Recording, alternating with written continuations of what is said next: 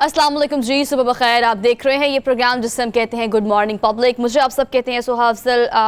Hopefully कि आप सब बखैर आफियत से होंगे और अपने घरों में ही होंगे। और अगर बाहर निकलना काम की वजह से या दीगर वजूहात, अगर PTI से आपका ताल्लुक है, तो अगर आप घर से बाहर एहतजाज के गर्ज से निकलें तो इस चीज़ का ख्याल रखिए कि मुल्क आपका है, इसकी इमलाक को नुकसान ना पहुँचाया जाए। लेकिन लाहौर की सूरत हाल से आप बस सब बाखूबी वाकिफ़ है कि कल भी जलाओ घेराव की सूरत हाल रही और पकड़ धकड़ यानी गिरफ्तारियाँ भी होती रही। कुछ अहम गिरफ्तारियाँ भी हुई हैं। उसके अलावा लाहौर में अगर मुख्तलिफ रूट्स की बात की जाए तो मुकम्मल क्रैक डाउन देखा गया कई रूट्स पर। कई रूट्स हाल बत्ता खुले भी थे, काम कहीं भी नहीं हो रहा था। लाहौर की सूरत हाल ये थी। खैर, इस पर हम डिटेल में बात करेंगे।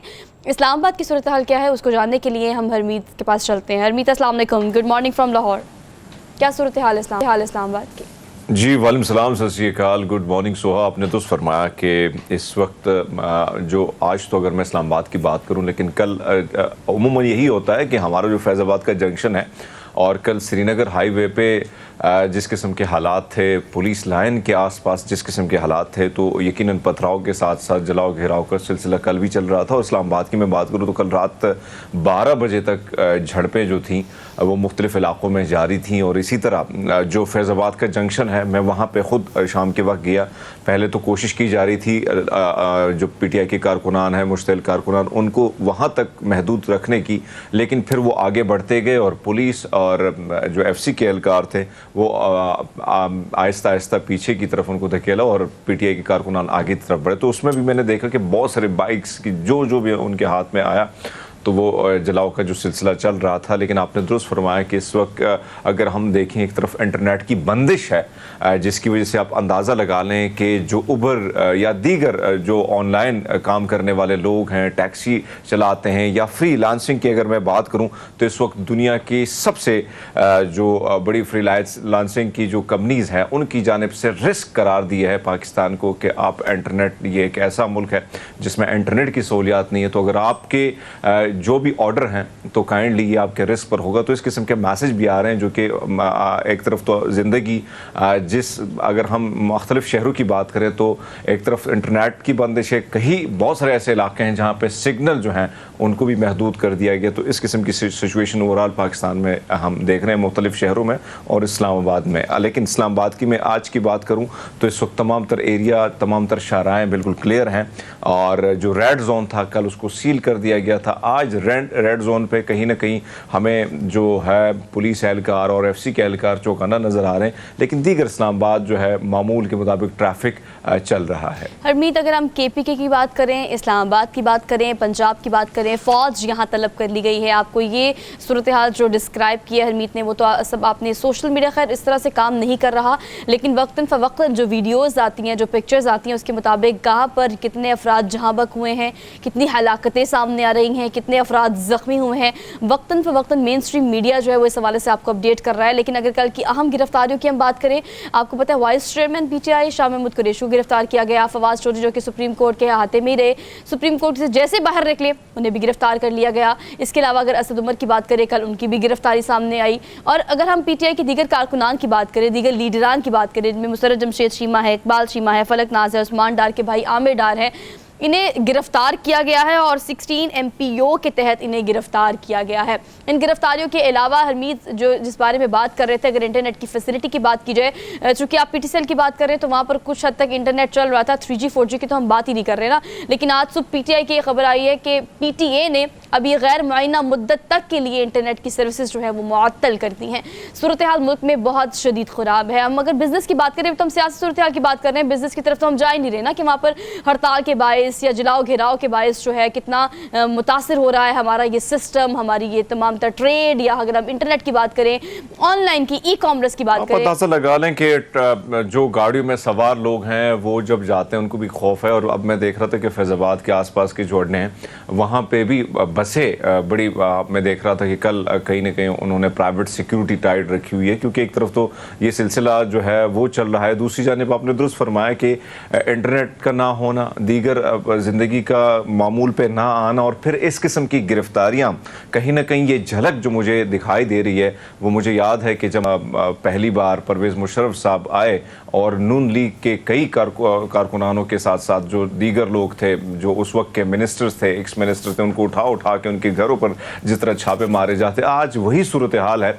हमने परसों भी देखा कि इमरान खान साहब को जब गिरफ्तार किया गया तो फवाद चौधरी साहब ने काफ़ी टाइम इस्लामाबाद हाई कोर्ट में गुजारा और बारहा उन्होंने जो दरख्वास्त दी थी और उसके बारे में ये कहा गया कि आपको गिरफ्तार नहीं किया जाएगा। कल सुप्रीम कोर्ट में वो 11 से 12 घंटे तक रहे और फिर हमने देखा कि पुलिस बाहर उनका इंतज़ार करती रही और आखिर कार उन्होंने जब प्रेस कॉन्फ्रेंस की तो उसके बाद वो बाहर 11:51 पे वो बाहर निकले और बाहर उनको गिरफ्तार किया गया। तो ये सिचुएशन इस किस्म की है कि एक तरफ तो एक तवील लिस्ट बनाई गई है, एक पार्टी के कारकुनानों को उठाया जा रहा है, उनके लीडर्स को। इस वक्त अगर आप देखें तो चेयरमैन, वाइस चेयरमैन, सेक्रेटरीज जितने भी हैं सबको, बड़ी क़यादत को उठा लिया गया है। तो आप अंदाज़ा लगा लें कि क्या ये जमहूरी तरीक़ाकार है, क्या टेबल टॉक नहीं हो सकती थी अगर ये मामला था, इस मामले इस नहज पर पहुंचना था। इस वक्त मुझे सबसे बड़ी तकलीफ ये हो रही है कि मैं जब हिंदुस्तानी चैनल देख रहा हूँ जिस किस्म का प्रोपेगेंडा हो रहा है और जिस किस्म की चीज़ें हमारे खिलाफ हो रही हैं, यकीनन वो तकलीफ पहुंचा रही हैं कि हमारा जो सियासी निज़ाम है वो इस कदर कमज़ोर हो चुका है कि जब भी ये ताकत में आते हैं तो फिर ये जाके वही हरकतें करते हैं जो माजी में। और कल हमने देखा कि शहबाज शरीफ साहब की जो हमारे पीएम हैं उनकी जो तकरीर थी उसमें आपने देखा कि हम माजी से हमने कुछ नहीं सीखा, तो माजी से ये सीखना चाहिए था कि एक बड़ा दिल करना चाहिए था, चाहे वो पीटीआई है, चाहे वो नून लीग है, चाहे वो पीपल्स पार्टी है, एक बड़े दिल का मुजाहरा करते। तो आज जिस किस्म के हालात हैं, जिस किस्म की फ्रस्ट्रेशन चल रही है, जिस किस्म के सोशल मीडिया पे चीज़ें हम जो हालांकि बंद भी है उसके बावजूद कहीं ना कहीं से चीज़ें जो आ रही हैं वाकई में वो दिल दहला देने वाली है। अच्छा हरमीत, आपको पता है being a part of the screen ना, हमें भी बहुत सारी हकीकतें ऐसी पता है जो कि आम आवाम को भी पता है। शायद हम उसको इस तरह से बोल नहीं सकते, कह नहीं सकते, बात नहीं कर सकते, लेकिन आम आवाम को पता है कि इस वक्त मुल्क में क्या हो रहा है। दफ़ा 144 नाफिज कर दी गई है। हमारे पास इलेक्शंस कराने के लिए फ़ौज तलब करने की कैपेसिटी नहीं थी। अगर आप अभी फ़ौज को देखें तो वो लाहौर, इस्लामाबाद, कराची, हर जगह जहाँ पर फ़ौज को तलब किया गया है अवाम को कंट्रोल करने के लिए, लेकिन अवाम नहीं कंट्रोल हो रही। लाहौर की अगर बात करें तो जलाओ गिराव में आप अस्करी टावर की बात करें, आप कैंट की बात करें, आप मॉल टाउन की बात करें, आप लिबर्टी चौक की बात करें, कैंटेनर्स को बाकायदा टैंकर्स को जलाया गया है। लाहौर की सूरत हाल कशीदा से कशीदा तर होती चली जा रही है। ये सूरत हाल अगर हम देखें तो स्कूल, कॉलेज, यूनिवर्सिटीज़ बंद कर दी गई हैं, इंटरनेट सर्विस नहीं है। ये तमाम चीज़ें मुल्क जिस तरफ इन 2 दिनों में और आने वाले दिनों में जा रहा है वो कहीं दूर दूर तक हमें तारीखी नजर आ रहा है। लेकिन अभी सूरत हाल क्या है उस पर हम डिटेल में बात करेंगे। कल मेरी अमेरिकन टेलीविजन की पर नज़र मेरी पड़ी और वहाँ जिस किस्म की गुफ्तगू हो रही थी और उनके एक सीनियर जो है एक एक्स मिनिस्टर बैठे थे और जो गुफ्तगू हो रही थी यकीनन वो भी सुन के मुझे परेशानी भी हुई, हैरानी भी हुई। और एक तरफ हम ये देख रहे हैं कि जिस तरह सीरिया, इराक और दीगर इलाकों को काफ़ी मुतासिर किया है अपने पॉलिसियों के तहत। और इस वक्त सबसे बड़ा प्रॉब्लम क्या है, पूरी दुनिया का सबसे जो मगरबी दुनिया उसके सबसे जो खटकरी है वो प्रोजेक्ट जो सीपेक का है। सीपेक का जो मामला आपने देखा कि चाइना के वजीर खारजा है, उन्होंने भी रिक्वेस्ट की कि आप बैठें, मिलकर बैठें, आप एक ऐसे टेबल टॉक करें, एक सियासी जुमात को इस नहज तक पहुंचाना। यकीनन आपने देखा हमने माजी से कभी कुछ गलतियां सीखी, जो गलतियां हमने किया वही हम दोबारा करते जा रहे हैं। आपने शेख मुजीबुर रहमान के साथ जो कुछ किया फिर वही हो रहा है। एक बड़ी पार्टी के साथ, पीपल्स पार्टी को अगर आप देखें, भुट्टो को जिस तरीके से सोली पर लटकाया गया, तो क्या उसका कोई वही पीपल्स पार्टी आज भी जिंदा है? तो ऐसा नहीं हो सकता कि सियासी जुमातों को आप कैद में डालें, उनको अगर आप इस किस्म के गिरफ्तारियां करें तो सियासी जमातें जो हैं उसको एक और जिंदगी मिल जाती है। और मेरे ख्याल में ये हालात नहीं थे गिरफ्तारी के या ये जिस किस्म की सिचुएशन क्रिएट हुई है। तो इस पर अब बैनुल-अक़वामी दुनिया, एक तरफ तो हम मगरब की बात करें, हिंदुस्तान की बात करें, लेकिन हाँ चाइना और कुछ ममालिक जिनको सीपेक से जुड़े हैं उनको काफी तशवीश है। और हरमीत आप एक चीज देखिए कि आपने इंडियन चैनल्स की बात की है, they are literally celebrating this all victory in Pakistan. मतलब अगर हम यूके के प्रेसिडेंट की बात करें, उनका भी कल के एक स्टेटमेंट आया कि पाकिस्तान का इंटरनल मामले हम इंटरफेयर क्यों करें। इसके अलावा अगर हम देखें इंडिया को, तो वहाँ पर चैनल्स पे जो सेलिब्रेशन की जा रही है, जिस तरह की एग्जैजरेशन के साथ वीडियोस और पिक्चर्स दिखाई जा रही हैं इमरान खान की गिरफ्तारी पर, आलम में, दुनिया में क्या चीज़ें हो रही हैं, इस पर भी बात हम करेंगे डिटेल में प्रोग्राम में। लेकिन अभी प्रोग्राम में आगे बढ़ते हैं, आज का जो टिपिकल रन डाउन है उस पर हम बात करेंगे। हम तो इस चीज़ की दुआ करते हैं कि खैर आफियत से ये वक्त गुजरे और जल्द इस चीज़ें जो है वो बेहतरी की तरफ जाए। हम प्रोग्राम में आगे बढ़ेंगे और आगे बढ़कर आपको बताएंगे कि सारी सूरत हाल क्या है। टॉप स्टोरीज़ की बात करेंगे प्रोग्राम में, अपने टिपिकल रन डाउन में टॉप क्या क्या डिस्कस होगा, लेट्स टॉक अबाउट दोज। अच्छा, हम प्रोग्राम में इस बारे में बात करते हैं कि मौजूदा सूरत हाल क्या है मुल्क की, और हमारी हुकूमत की और तमाम तरह चीज़ों को हम डिस्कस कर रहे हैं, लेकिन जिस चीज़ की बेस पर हम डिस्कस कर रहे हैं वो क्या है? अगर अल-कादिर ट्रस्ट की हम बात करें, जिस केस में इमरान खान साहब का कल 8 रोज़ा जिस्मानी रिमांड मंजूर हुआ है, वो केस है क्या, वो शुरू कहाँ से हुआ, उसके साइड इफ़ेक्ट, आफ्टर इफ़ेक्ट्स और उससे मुंसलिक अब मज़ीद केसेस जिससे खुलने की बात की जा रही है, इस हवाले से आज की टॉप स्टोरी में एक डिटेल सेगमेंट हमने रखा है जो कि एक्सपर्टीज़ के साथ होगा, जिस पे आपको डिटेल में ये बताने की कोशिश करेंगे कि दरअसल जिस केस का सामना करना पड़ रहा है इमरान खान समेत पूरे मुल्क को, वो केस है क्या और कितने उसमें मुजरिम इमरान खान साहब हैं, इस पर हम डिटेल में बात करेंगे आज के प्रोग्राम में विद ऑल द जो भी क्रेडिबिलिटीज़ हैं इसकी, उसके साथ आगे बढ़ेंगे प्रोग्राम में। और आगे बढ़कर आपने कुछ और चीज़ें भी है जो कि आपसे डिस्कस करनी है आज के प्रोग्राम में। हमने सोचा कि चूँकि मुल्क की सूरत हाल ऐसी है कि इसमें हर जगह आपको स्ट्रेस वाली ख़बरें ही मिल रही हैं, तो हर जगह आपको यही है कि मुल्क अब किस तरफ जा रहा है, हम काफ़ी परेशान हैं और आम आवाम तो काफ़ी परेशान है। खैर एक परेशानी वो है कि अब घर से बाहर निकलते तो तमाम तौर चीज़ें आपको बंद नज़र आती हैं, स्कूल कॉलेज यूनिवर्सिटीज़ बंद होने से असातिज़ा और वालिदैन बड़े परेशान हैं। और अगर हम कारोबार करने वालों की बात करें, जॉब होल्डर्स की बात करें, तो जान जोखिम में डाल के, ख़तरे में डाल के तमाम लोग अपने घरों से बाहर निकलते हैं और प्राइवेट और गवर्नमेंट सेक्टर में जो इदारे बंद नहीं है वहां जाना अपनी जान को रिस्क में डालने के मुतरादिफ है। खैर इस पर हम बात करेंगे, लेकिन अब आगे होने क्या जा रहा है, हमने सोचा कि इस पर हम कुछ प्रेडिक्शंस पर भी बात कर लेते हैं। मतलब हमारे सियासतदानों के, और अगर मुल्क पाकिस्तान की बात करें तो उनके सितारे क्या कहते हैं। कुछ आज हमने आज के प्रोग्राम की मुनासबत से एक सेगमेंट इस तरह का भी रखा है कि अगर हम प्रेडिक्शंस के इल्म की बात करें, फल्कियात के इल्म की बात करें, तो वो क्या कहता है कि पाकिस्तान की आगे आने वाले कुछ दिनों में, कुछ महीनों में सूरत हाल क्या हो जाएगी, हमारे सियासतदानों का मुस्तकबिल, हमारी पॉलिटिक्स में, हमारी माशी सूरत हाल में क्या किरदार होगा, इस पर हमने आज एक सेगमेंट रखा है तो उस पर भी बात करेंगे। अब बढ़ेंगे आगे प्रोग्राम में, और ये सेगमेंट जिसको हम थोड़ा सा लाइटर नोट पे लेके चलना चाहते हैं वो सिर्फ इसलिए क्योंकि ऑब्वियसली न्यूज़ हो, करंट अफेयर का प्रोग्राम हो, या फिर अगर हमारा मॉर्निंग शो हो, या यू नेम इट, कि मेन स्ट्रीम मीडिया में आप जो भी देख रहे हैं ऑब्वियसली इसी चीज़ के इर्द गिर्द चीज़ें घूम रही हैं और घूमनी भी चाहिए क्योंकि हमने आपको अवेयर रखना है हर चीज़ से। लेकिन अभी थोड़ा सा टच जो हम वो स्ट्रेसफुल माहौल में डालेंगे वो है डेली डोज का। So let's talk about daily dose of the programme. तो मैं आज की जो लाइटर खबरें उनको भी प्रोग्राम का हिस्सा बनाते हैं और फिर प्रोग्राम में हम आगे बढ़ेंगे। पहली खबर हमने आपको देनी है। पहली खबर जो है वो थोड़ी सी अनोखी खबर है। आपको पता है डेली डोज की हमेशा खबरें थोड़ी सी अनोखी होती हैं हरमीत, और थोड़ी सी ऐसी खबरें होती हैं जिसमें हम आपको बताते हैं कि दुनिया में कहाँ कहाँ पर क्या क्या हो रहा है। अलबत्ता हमारे मुल्क में जो हो रहा है उस पर हम काफ़ी स्ट्रेसफुल भी हैं और काफ़ी कंसर्न भी हैं, लेकिन दुनिया में और भी बड़ी चीज़ें बड़ी बड़ी जगहों पर हो रही हैं, तो हम दुआ करते हैं कि चीज़ें और हालात बेहतर हो जाए। लेकिन ये खबर जो हमने आपको देनी है ये बेसिकली अमेरिका की खबर है, जहाँ पर एक दरिया के किनारे एक वीडियो मौसूल हुई। उस वीडियो में क्या था, गेस व्हाट, मैं आपको बताती हूँ। एक दरिया के किनारे 226 kilogram pasta, can you imagine, pasta पता नहीं किसने बनाया होगा, ख़राब बना होगा, अच्छा नहीं बना होगा, पास्ता फेंक कर जो लोग 2-3 आए थे वो फेंक कर चले गए वापस। अब उन्होंने पास्ता क्यों फेंका और पास्ता फेंकने की वजह क्या थी, लेकिन आप जो स्क्रीन पर देख रहे हैं इसमें मैक्रोनीज भी हैं। ऑब्वियसली पास्ते की मेकिंग और प्रोडक्शन में जो चीज़ें इस्तेमाल होती हैं वो आपको इंग्रेडिएंट्स के तौर पर ऑन द टॉप नज़र भी आ रही होंगी। तो ये जनाब दरिया के किनारे एक जगह है जिस पर काफ़ी ज़्यादा आपको पता है ये रकबा थोड़ा सा इस हवाले से उन्होंने दिखाने की कोशिश की है थोड़ा दूर से कि कितना ही बड़ी जगह पर ये पास्ता फेंक कर कोई 2-3 अफराद है जो कि चले गए। अब इन्वेस्टिगेशन जारी है। अरमीता आपको पता है वहाँ के इलाके ऐसे हैं कि वहाँ कोई थोड़ी सी अनयूजुअल चीज़ हो जाती है तो उसको डायग्नोस करना शुरू कर देते हैं कि why is it so, like ये क्यों हो रहा है, किसने किया है, कब किया है, तो इसकी इन्वेस्टिगेशन शुरू कर दी। लेकिन बड़ी अजीबोगरीब सी खबर है कि पास्ता या तो बनाना ही नहीं था, अगर बनाया तो ख़राब बना है, पता नहीं ये ख़राब पास्ता फेंका है। सो ऑल दो ये अजीबोगरीब सी खबर है जो कि आज हमने आपको दी है।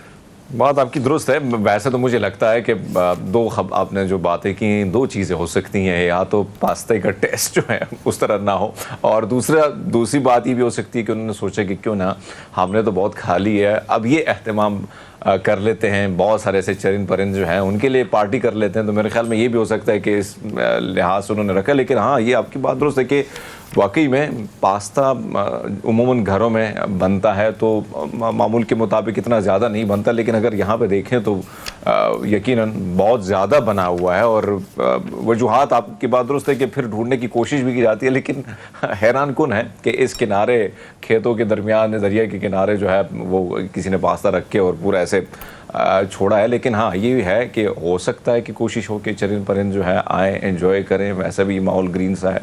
चलें जी, जिन जो भी देखेंगे चरिंद परिंद की आप बात करें, उनके अलावा जो भी इर्द गिर्द के जानवर हैं या इंसेक्ट्स हैं उनकी तो भाई पार्टी हो गई है।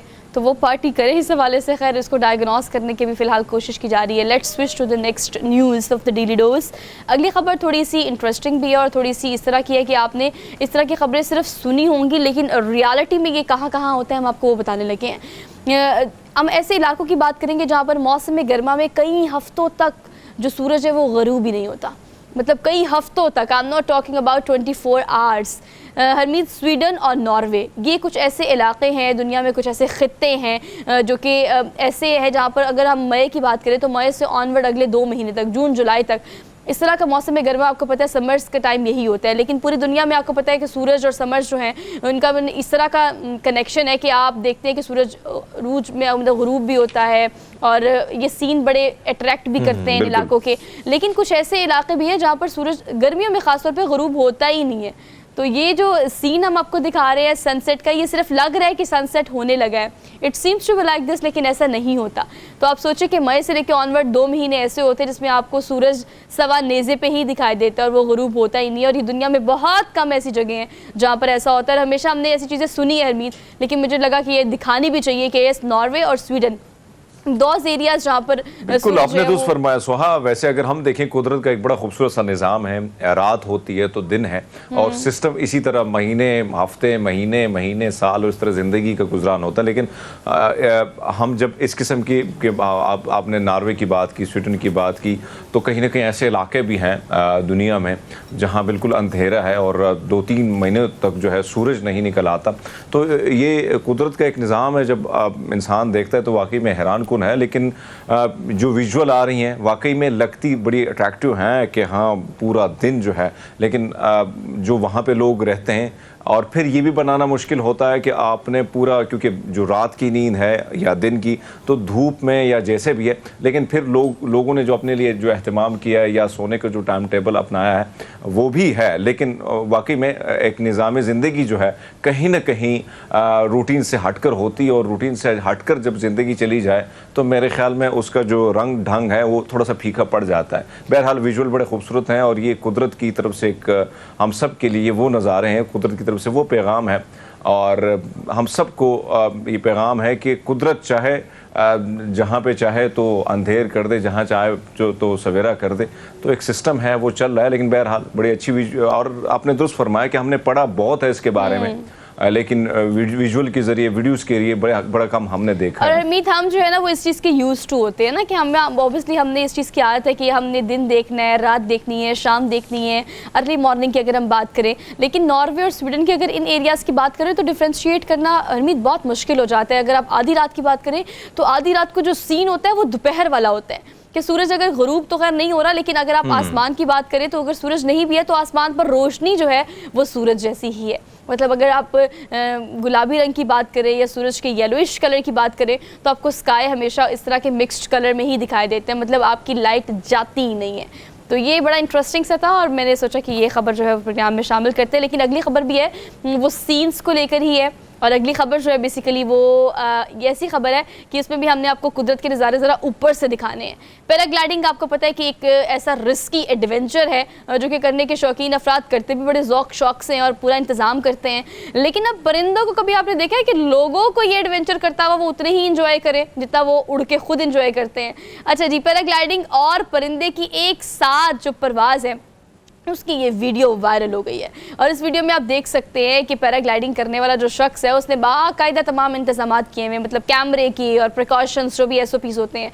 अच्छा, ये जो जैसे देखने में तो ये खैर शीली लग रही है, अब मुझे करेक्ट कीजिएगा अगर आपको कोई और परिंदा भी आप देख सकें कि शायद ये कोई और है, लेकिन वो पहले साथ साथ उड़ता है पैराग्लाइडिंग करता हुआ। अगर हम तो अगर हरमीत पैराग्लाइडिंग की बात करें तो हमें लगता है कि ये इस तरह के परिंदे कहीं हमला ना कर दे, कहीं चौंच ना मार दें या कहीं कोई इस तरह से कोई मसला ना हो जाए।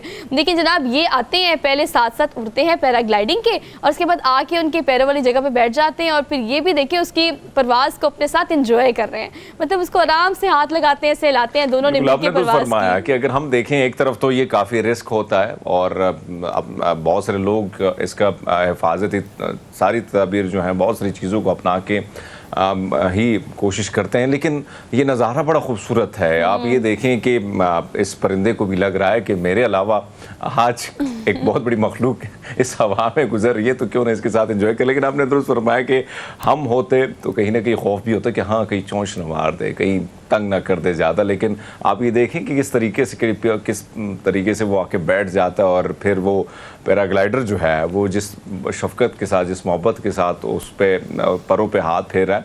तो लेकिन आप बड़ा मुश्किल काम है, रिस्की काम होता है जब आप हवा में होते हैं। वैसे तो आपको पता है कि मुझे तो ऊंचाई से वैसे भी बहुत डर लगता है, लेकिन मैं जब देखता हूँ इस किस्म की वीडियोस बड़े मज़े की भी होती है और लोग बहुत एंजॉय करते हैं। बहुत सारे लोग जिनका पहला तजुर्बा होता है तो उनके हवाले से बड़ी फ़नी जो वीडियोस होती हैं वो भी हमारे सामने आती है, जिसको देखकर अगर हम सैड मूड में भी हैं तो कहीं ना कहीं वो चेहरे पे मुस्कुराहटें, सारी वो हंसी खुशी दोबारा लौट आती है। तो एक खूबसूरत एक एडवेंचर है और बहुत से लोग इससे मुस्तफ़ीद होते रहते हैं। बिल्कुल ठीक कहा आपने, बड़ी ज़बरदस्त सी वीडियो थी। एडवेंचरस तो खैर काफ़ी ज़्यादा थी, लेकिन इंटरेस्टिंग इस लिहाज से भी थी कि बड़ी दोस्ती हो गई आसमान पे ही दोनों की, और दोनों ने मिल के परवाज़ को इंटरेस्टिंग बनाया और इन्जॉय किया। So we are done with our daily dose for today. एक हमने ब्रेक लेनी है, ब्रेक के बाद वापस आएंगे। Keep watching good morning public.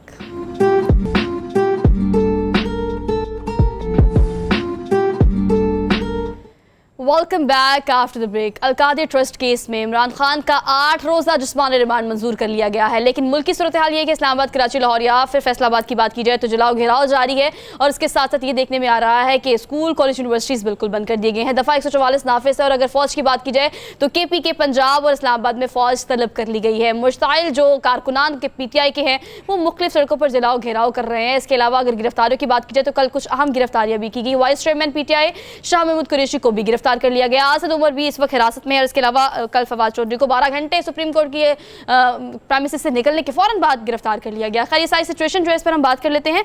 हमारे साथ मज़हर अब्बास साहब मौजूद हैं, सीनियर एनालिस्ट हैं। आपको आज के प्रोग्राम में खुशामदीद कहते हैं। अस्सलाम वालेकुम सर।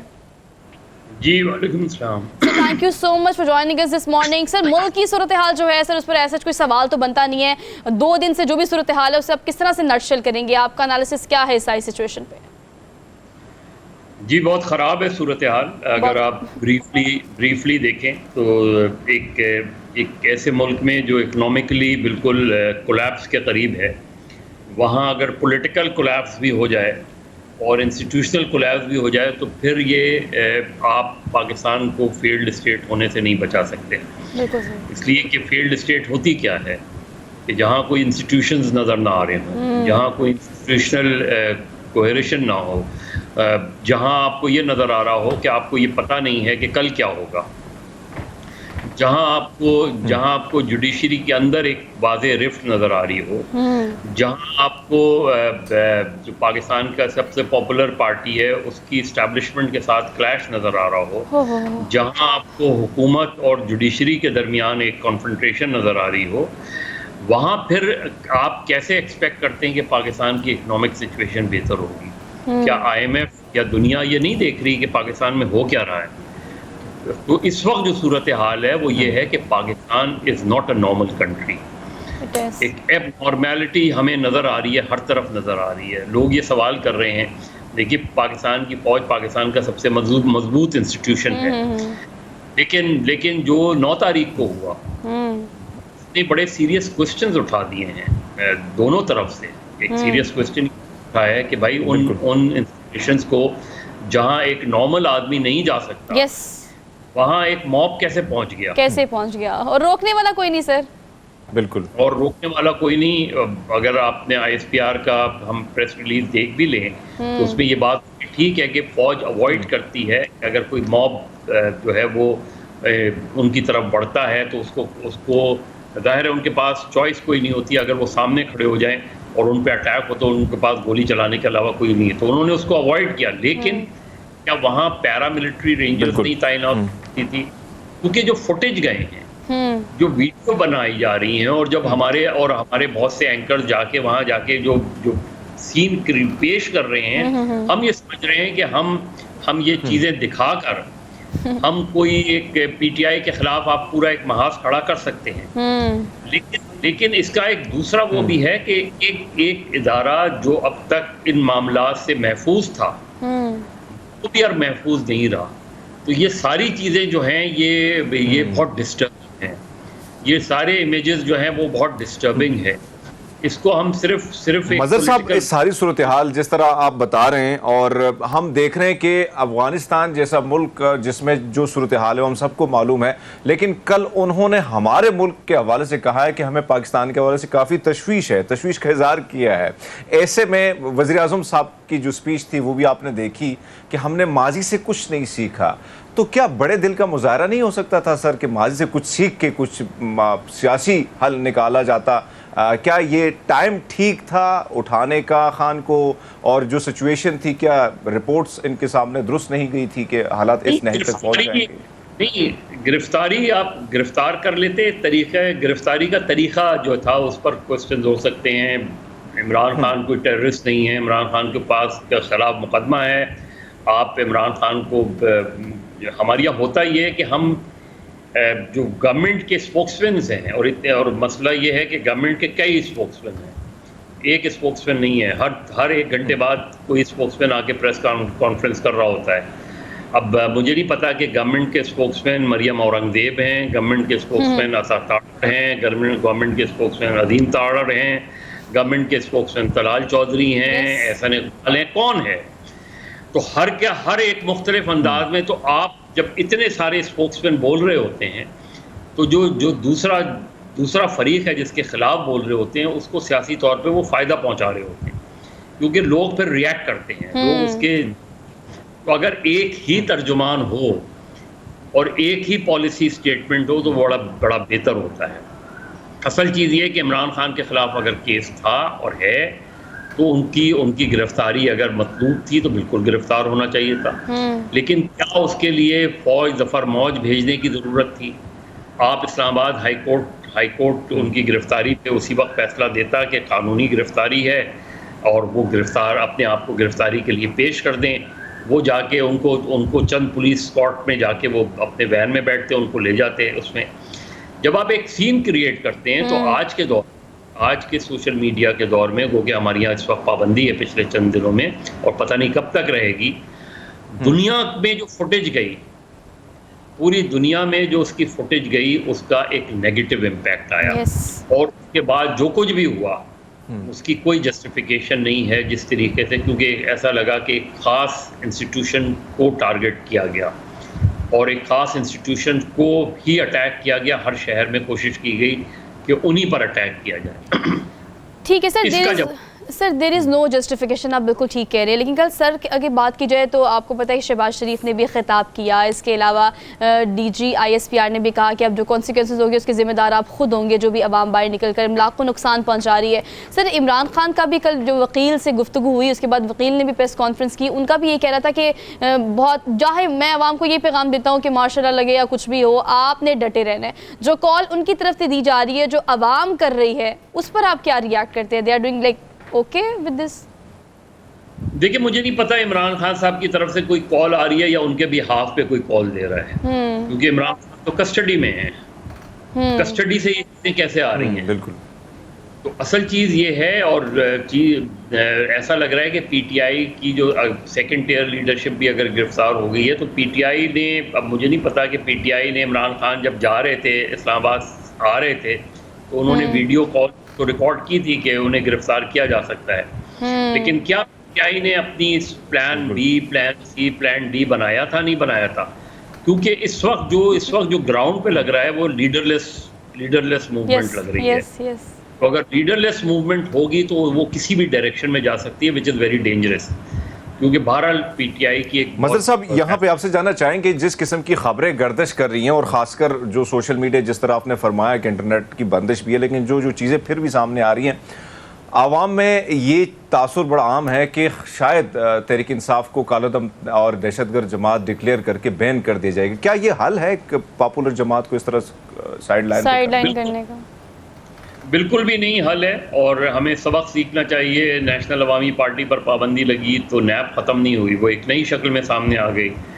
जब आपने MQM लंदन पर गैर एलानिया पाबंदी लगाई तो MQM ख़त्म तो नहीं हुई, वो अपनी जगह जब भी आप उसे मौका देंगे। और मसला यही है, इतने सालों में ना उनका ट्रायल होता है, ना उन पर ऑफिशियली पाबंदी लगाई जाती है। आपने तय कर लिया कि इनको काम नहीं करने देना, नहीं करने देना। अब ये कोई जमहूरी तरीक़ाकार नहीं है। आपने किसी को कलअदम करार देना है, आप सुप्रीम कोर्ट में रेफरेंस फाइल करें, सुप्रीम कोर्ट में आर्गूमेंट करें, लेकिन पाकिस्तान की सियासी तारीख इस चीज़ की गवाह है कि पाबंदियाँ मसले का हल नहीं होती। पाबंदी, आप जितनी पाबंदी लगाएंगे उतना वो पार्टी की सिंपैथी बढ़ेगी। जितना आप इस तरीके से बहुत ज़्यादा मिस हैंडलिंग हुई है इस सारे पिछले 1-1.5 साल में, उसमें और रिलीफ आप सिर्फ गवर्नमेंट लोगों को अपना हमनवा सिर्फ उस सूरत में बना सकती थी कि अगर उन्हें इकोनॉमिक रिलीफ दिया जाता। तो एक तरफ आप लोगों को रिलीफ भी नहीं दे रहे, आप इकोनॉमिकली आपसे सिचुएशन भी नहीं कंट्रोल हो रही, और आप एक दूसरी पार्टी को जो पाकिस्तान की इस वक्त सबसे पॉपुलर पार्टी है उसको आप क्रश करने पे लगे हुए हैं। तो ये चीज़ तो कभी भी सिस्टम के लिए बेहतर नहीं होगी। लिहाजा पाबंदी लगाना मसले का हल नहीं है। साहब, आपने रिलीफ की बात की तो एक तरफ तो मुआशी बहरान बहुत ज्यादा बढ़ चुका है। इंटरनेशनल जितने भी अखबारात आ रहे हैं, जितने टेलीविजन हम देख रहे हैं इस वक्त बाहर के, उसमें IMF ने शदीद तशवीश का इजहार किया है। तो क्या आपको लगता है कि कोशिश जो की जा रही थी कि बजट दिया जाएगा, रिलीफ दिया जाएगा, अब ये मामला भी बहुत ज्यादा डिले हो रहा है? बहुत ज़्यादा ख़राब हो गया है, सूरत हाल बहुत ज़्यादा ख़राब हो गई है, और मुझे नहीं, बहुत ही हम गैर यकीनी सूरत हाल में चले गए हैं।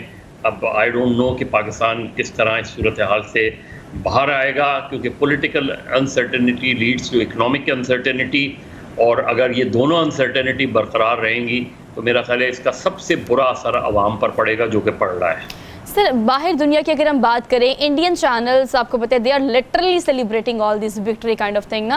और अगर हम यूके प्राइम मिनिस्टर की बात करें तो उन्होंने कहा कि पाकिस्तान का इंटरनल मामला है, लेकिन आलमी दुनिया में भी आपको पता है कि काफ़ी ज़्यादा एहतजाज रिकॉर्ड कराए जा रहे हैं। लंदन की सूरत हाल भी आपके सामने है। सर, अभी मुल्क में जो हमारी सूरत हाल है, अवाम बीइंग एनालिस्ट, आपको पता है अगर आप सियासी सूरत हाल पर तज्जिया देते हैं या माशी सूरत हाल पर देते हैं तो ठीक, लेकिन आम आवाम को बीइंग एनालिस्ट जो आपने इतनी नज़र रखी इतनी हुकूमतों पर, आप क्या सजेस्ट करते हैं कि इस वक्त जो हम देख रहे हैं कन्फ्लिक्ट वो दो लोगों के दरमियान है, एक इदारा खड़ा हुआ है सामने हमारे और एक अवाम खड़ी हुई है, ये सूरत हाल अभी सर फिलहाल है? डिस्टर्बिंग है ना, मैंने पहले ही कहा ना, सिचुएशन डिस्टर्बिंग है। ज़ाहिर है इमरान खान की ओवरसीज सपोर्ट बहुत है। जब तक आप चीज़ों में क्लैरिटी नहीं लाएंगे, इमरान खान पे अगर केस है तो उस केस को चलाएं, तेज़ी से चलाएं, उनको फेयर ट्रायल दें, उनको ये यकीन दिलाएं कि आपका फेयर ट्रायल होगा। ये सारी चीज़ें कर आप चीज़ों को आगे बढ़ा सकते हैं, क्योंकि आपने बहरहाल लोगों को ये बताना है। आपने इकोनॉमिक रिलीफ तो मुझे अभी देता हुआ नहीं लग रहा है। अगर आप ऐसा बजट देंगे कि जिसमें आप जो है रिलीफ देंगे, वो क्या IMF उस चीज़ को मानेगी, नहीं मानेगी? हम एक ऐसी बंद गली में आ गए हैं कि जहाँ से निकलने का हमें रास्ता नज़र नहीं आ रहा, और उसका रास्ता यही है कि आप लोगों को ये यकीन दिलाएं कि वक्त पर इलेक्शन होंगे। आप लोगों को ये यकीन दिलाएं कि चाहे, और इमरान खान को भी और PTI को भी ये रियलाइज़ करना चाहिए कि उनसे पिछले चंद दिनों में बहुत संगीन गलतियां हुई हैं, और उन्होंने जिस इदारे को टारगेट करने की कोशिश की है उसका सबसे ज़्यादा नुकसान उन्होंने अपने आप को पहुंचाया और मुल्क को पहुंचाया। ठीक कह रहे हैं मलिक साहब, बहुत आपके वक्त का आपने वक्त दिया, और अब सवाल सिर्फ ये पैदा होता है कि 8 रोज़ा जिस्मानी रिमांड जो कि मंजूर किया गया है PTI चेयरमैन इमरान खान का, क्या 8 रोज़ा सूरत हाल यही चलती रहेगी? क्या हम जो देख रहे हैं मुल्क पाकिस्तान में होता हुआ यही होता रहेगा? हमने एक ब्रेक लेनी है, वापस आएंगे। Keep watching good morning public.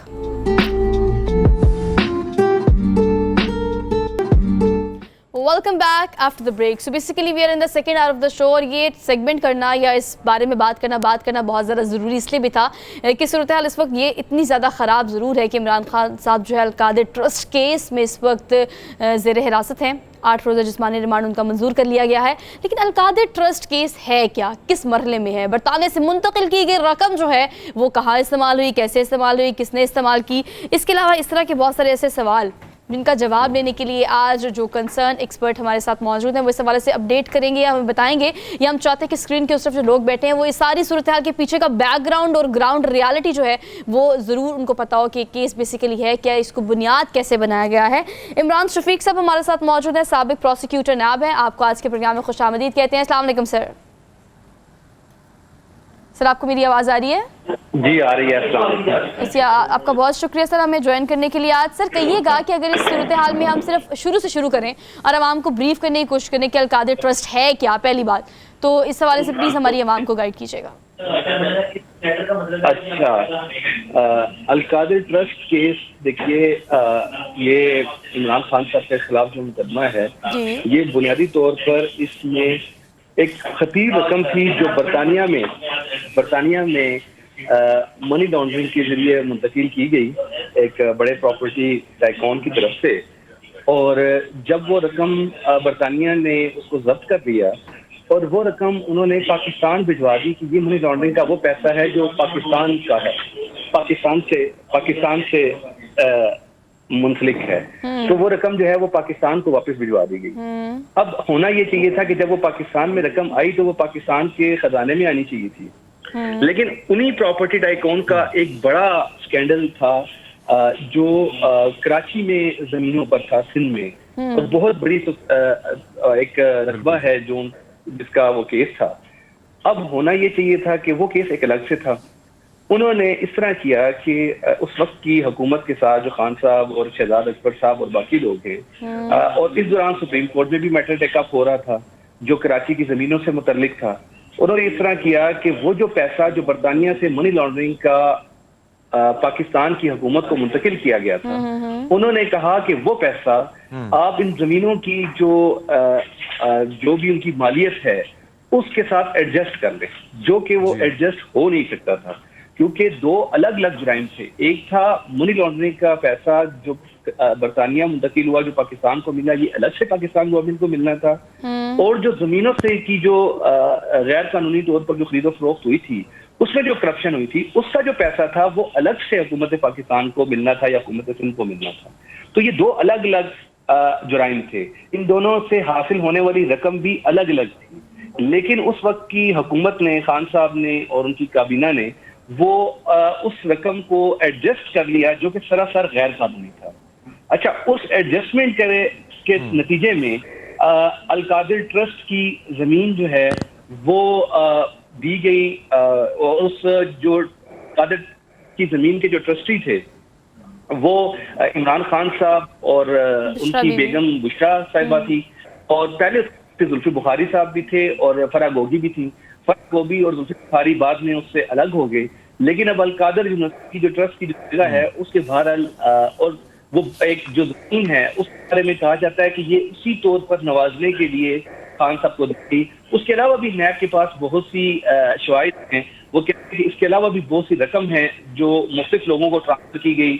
उनका कहना यह है कि शहजाद अकबर साहब को भी वो रकम मिली, उनका कहना यह है कि खान साहब को भी ये रकम मिली, और इसी तरह की अब इसी बात की तफ्तीश होनी।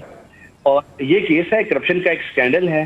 Sorry for the interruption Imran साहब, यहाँ पर ये चीज़ ऐड कर दें कि आपने बिल्कुल ठीक कहा कि ट्रस्टीज़ की बात की और आपने बुशरा बीबी और इमरान खान साहब के एक जगह साइन जो कि मुआहदे पर नज़र भी आ रहे हैं वो किए गए। अब ये केस जो है वो किस मरहले में है? मतलब अगर अलकादिर ट्रस्ट की बात की जाए तो वो तो फंक्शनल है, वो तो उस तरह से स्टेज बिल्डिंग वहाँ बनी हुई है, वो चीज़ें तो उस तरह से चल रही हैं, तो ये अब केस हम क्या कह सकते हैं किस मरहले पर है? देखिए, ये केस इस वक्त जो है नैब ने जब कोई केस की इन्वेस्टिगेशन शुरू करता है या इंक्वायरी शुरू करता है तो वो मुल्जिम को नोटिस भेजता है कि आप इंक्वायरी में शामिल हों, कॉल ऑफ नोटिस आते हैं। और नैब के केस की 3 स्टेजेस होती हैं, पहले होती है इंक्वायरी, फिर होती है इन्वेस्टिगेशन और फिर होती है रेफरेंस और ट्रायल अदालत में, एहतसाब अदालत में। ये जो इंक्वायरी स्टेज होती है इसमें मुल्जिम को कॉल ऑफ नोटिस भेजे जाते हैं। इमरान खान साहब के ऊपर इल्जाम ये है कि कॉल ऑफ नोटिस के जवाब में वो इस केस में पेश ही नहीं होते रहे, और जब वो तफ्तीश के साथ उन्होंने ताउन नहीं किया तो फिर इस केस को इंक्वायरी से कन्वर्ट करके इन्वेस्टिगेशन में ले आया गया। अच्छा, इन्वेस्टिगेशन में जाने के बाद नैब के पास इख्तियार हो जाता है कि अगर कोई शख्स कॉल ऑफ नोटिस के जवाब में नैब की इंक्वायरी के साथ ताउन नहीं कर रहा और मुतअद्दिद कॉल ऑफ नोटिस उसको जारी किए गए हैं तो नैब के चेयरमैन को ये इख्तियार है कि वो उसके अरेस्ट वारंट जारी कर सकता है। तो नैब का कहना ये है कि हमने ये अपना इख्तियार इस्तेमाल किया है, उसके नतीजे में हमने इमरान साहब को गिरफ्तार किया है।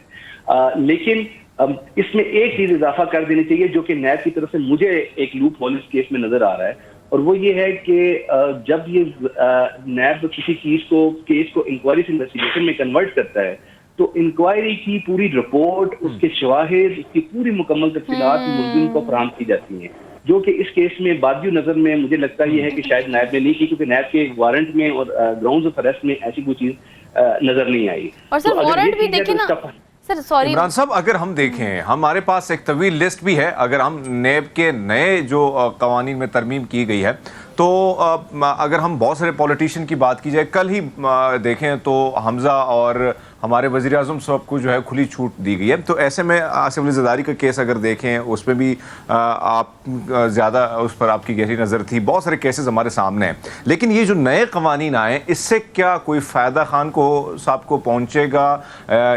माजी में तो 90 दिन तक डाल दिया जाता था तफ्तीश के हवाले से। बिल्कुल, खान साहब ने इन अमेंडमेंट को सुप्रीम कोर्ट में चैलेंज किया हुआ है और वो कहते हैं कि नैब की तरमीम जो है वो गैर कानूनी और गैर आईनी है। लेकिन दूसरी तरफ खान साहब ही इसके सबसे बड़े और पहले बेनिफिशियरी होंगे, क्योंकि 90 दिन का रिमांड अब 14 दिन हो गया है। इसी तरह जमानत का पहले हक हासिल नहीं था। एक्स्ट्रा ऑर्डिनरी ग्राउंड्स पर, ह्यूमैनिटेरियन ग्राउंड्स पर नैब जो है वो के केसों में हाई कोर्ट में जमानत दायर करनी पड़ती थी, जिसका स्कोप बहुत महदूद था। लेकिन अब तो जमानत के रास्ते बहुत वसी हो गई है। मेरा नहीं ख्याल खान साहब के केस में अब जमानत के रास्ते में उनकी कोई रुकावट होगी। जो ही रिमांड भी 14 दिन का खत्म होगा, अभी 8 दिन का अदालत ने दिया है, अगर इसको एक्सटेंड कर लिया तो मैक्सिमम 14 दिन तक ले जाएगी। उसके बाद ये जेल में जाएंगे, और क्योंकि इनको गिरफ्तार सिर्फ इस बुनियाद पर किया गया कि कालक नोटिस के जवाब में वो पेश नहीं हो रहे थे। तो जब इन्वेस्टिगेशन मुकम्मल हो जाती है, जब रिमांड किसी शख्स का मुकम्मल हो जाता है, तो इसका मतलब यह है कि जो तफ्तीश के लिए उसका जो दरकार था वो प्रोसेस मुकम्मल हो गया। तो उसके बाद वो फौरी तौर पर जमानत के हकदार होंगे। अब नैब के कानून में कोई ऐसी चीज नहीं रहेगी कि किसी बंदे को जो है वो ट्रायल के दौरान एक लंबे अरसे के लिए जब तक वो ना चले और उसको जेल में रखा जा सके। मेरा ख्याल है अदालतें अब फौरी तौर पर इमरान साहब की जमानत के रास्ते हमवार हो जाएंगे नए कानून की रोशनी में। तो जो बाकी लोगों ने फायदे उठाए हैं वो अब इमरान खान साहब भी उठाने की पोजीशन। ठीक है इमरान साहब, ये भी ज़रा इसको भी एड्रेस कीजिएगा कि जब हमने ट्रस्टीज़ की बात की है तो आपने कहा कि फराह गोगी और जुल्फी बुखारी जो है बाद में उन्होंने अपने आप को अलग कर लिया, लेकिन इस वक्त इमरान खान ज़ेर ताब है और उसके साथ साथ बुशरा बीबी के साइन भी चुके मौजूद हैं। तो इसके क्या कॉन्सिक्वेंसेस हो सकते हैं लेटर ऑन, अगर आप इस चीज़ को आगे बढ़ाएं या इस चीज़ को इन्वेस्टिगेशन के मराहल में दाखिल किया जाए तो उन पर क्या हो सकता है? क्या किस तरह से इसको हम डिस्क्राइब करेंगे? देखिए, इस केस में बहुत से मुल्ज़मान हो सकते हैं जो लोग इस पे प्रोसेस में मुलविस रहे हैं। यानी शहजाद अकबर साहब जो बुनियादी तौर पर इस डील को करवाने वाले हैं, वो प्रॉपर्टी टाइकून जो असल बेनिफिशियरी हैं इस केस के, वो इसी तरह इमरान खान साहब, उनकी बेगम और जो इब्तदाई तौर पर ट्रस्ट के मालिकान बने थे जिन्होंने ये सारी डील करवाई और जिनके पास थे, वो भी हो सकते हैं। तो ये मुल्ज़मान की एक लंबी फहरिस्त है इस केस में। जो 7-8 बड़े लोग हैं जो इस केस में बतौर मुल्जिम हो सकते हैं और होने चाहिए। अगर वो सारे मुल्जिम नहीं होते तो इसका फायदा भी इमरान खान साहब को मिलेगा। लेकिन अल्टीमेटली बहरहाल मिनिस्ट्री ऑफ अथॉरिटी जो है ना वो खान साहब की तरफ से ही बनती है, क्योंकि काबीना में एक बद लिफाफे में डील को पेश करके मुल्की खजाने को नुकसान पहुंचाने का जो इल्जाम है वो बहरहाल इमरान खान साहब पर है। और ये है बहरहाल बड़ी खतरनाक बात कि एक पैसा जो बरतानिया ने आपको मनी लॉन्ड्रिंग के नतीजे में जो हुई थी, जो रिकवर करके आपको दे दिया, वो पैसा तो गवर्नमेंट ऑफ पाकिस्तान की अमानत थी, वो आप अपने पास रखते। और जो जमीनें जो कराची में थी उनके मामला अलग थे, उनका पैसा आपने अलग से रिकवर करके, वो भी अरबों खरबों रुपया था, 1200 खरब रुपए की बात हो रही थी और सुप्रीम कोर्ट ने 400 खरब तक लाया। तो वो जो है वो पैसा पाकिस्तान की गवर्नमेंट को अलग से मिलता।